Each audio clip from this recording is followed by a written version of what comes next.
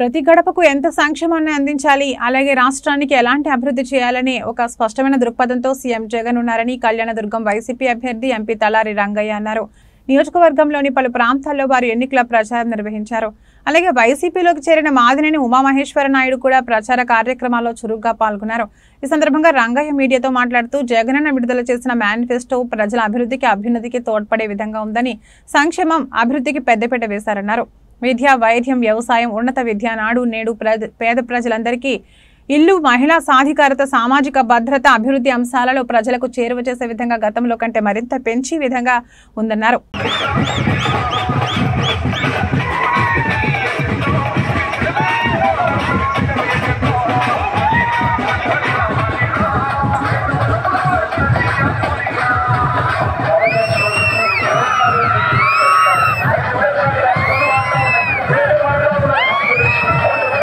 కాలువలో బీటీపీ కాలువలు ఆయన ఏం చదవలేదు, ఆయన ఎక్కడ కనపడలేదు.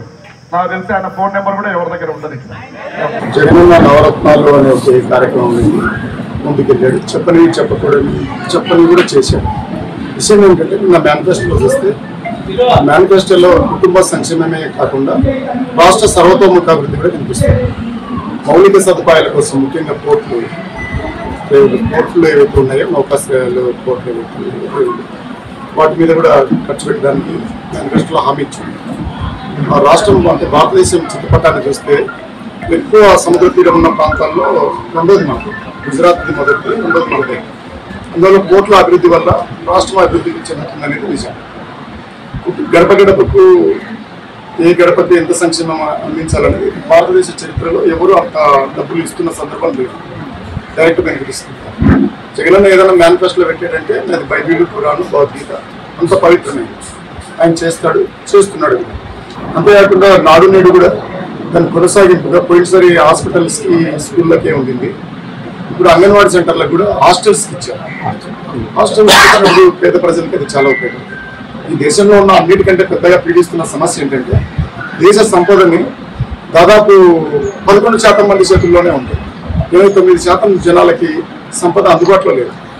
జగనన్న రాష్ట్రానికి వస్తున్న సంపద ఏదైతే ఆదాయం ఏదైతే ఉందో అది పంపిణీ చేస్తుంది. చాలా గౌరవప్రదమైన పద్ధతిలో ఎవరిని అడగాల్సిన పద్ధతి కాకుండా ఇస్తుంది. అది మంచి పరిణామం. ఈ దేశంలో విషయం ఏంటంటే సంపదలు కొందరి చేతుల్లో కేంద్రీకృతం అవుతున్నాయి. సంపదలు మేటపడ్డాయి. ఉన్నవాడికి ధనికుడు అయిపోతున్నాయి, పేదలను పట్టించుకుంటున్నాయి. అందుకని ఈ రాష్ట్రంలో ఆ సంపదని ప్రజల చేతుల్లో పెడుతున్న జగనన్న గొప్ప. చాలా సార్లు మాట్లాడాను, పార్లమెంట్లో నేను కూడా మాట్లాడాను.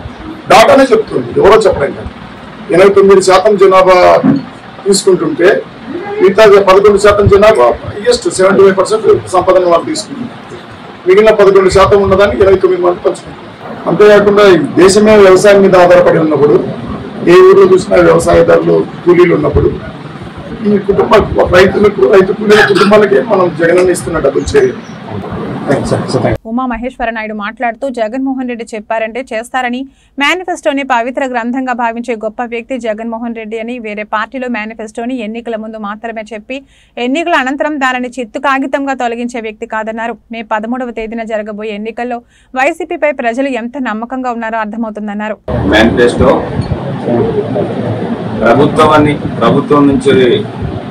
ప్రభుత్వానికి వచ్చినటువంటి ఆదాయాన్ని మాత్రమే పేద ప్రజలకు పంచాలని చెప్పి వాస్తవ పద్ధతిలో జగన్మోహన్ రెడ్డి గారు మేనిఫెస్టో రిలీజ్ చేయడం జరిగింది.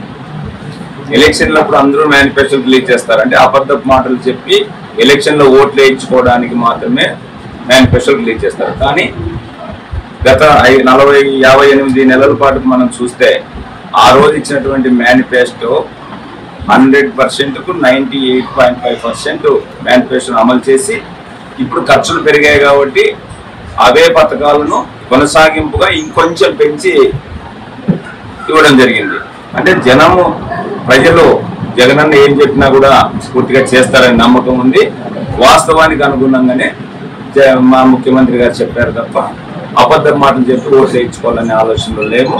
కంపల్సరిగా చెప్పినటువంటి పూర్తి చేసినటువంటి ముఖ్యమంత్రి తర్వాత చెప్పేది కూడా పూర్తి చేస్తాడు.